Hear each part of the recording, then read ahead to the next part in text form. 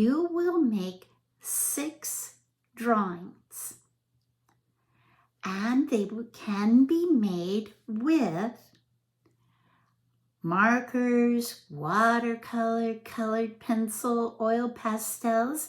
You as the artist will get a chance to turn one of your storyboards into an art project.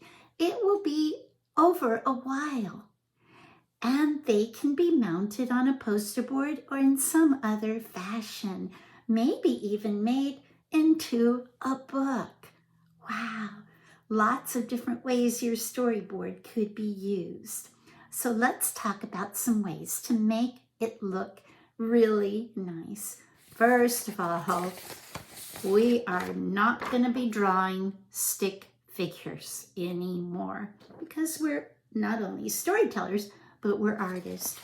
We're going to draw people with basic shapes, circle or ovals for the head, a rectangle for a neck, rectangle for the body, rectangle arms, rectangle feet. Quite a difference from stick figures. So your people should have basic shapes and look like your body, not a stick figure. Next, you might be drawing some animals in your story. Remember, basic shapes, circle or ovals for a head, ovals for body, add the details.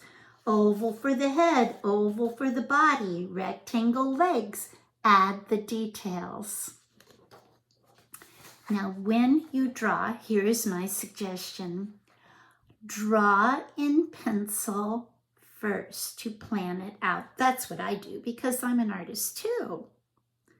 Then take a fine-tipped black marker and trace over your drawing before you put the pencil, the crayon, or the oil pastel or watercolor on it.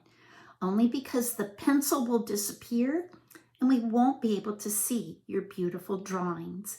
We want them to stick out and really be shown for your effort.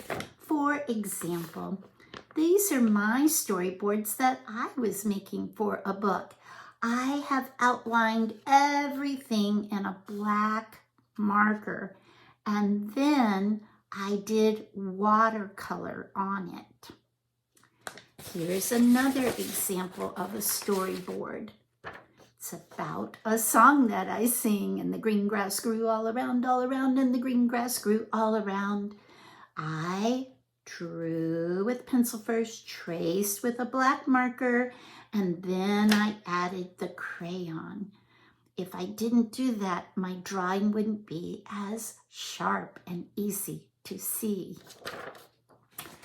Or you may draw with a pencil first. This is a story about Anansi the spider. And then use your brightly colored marker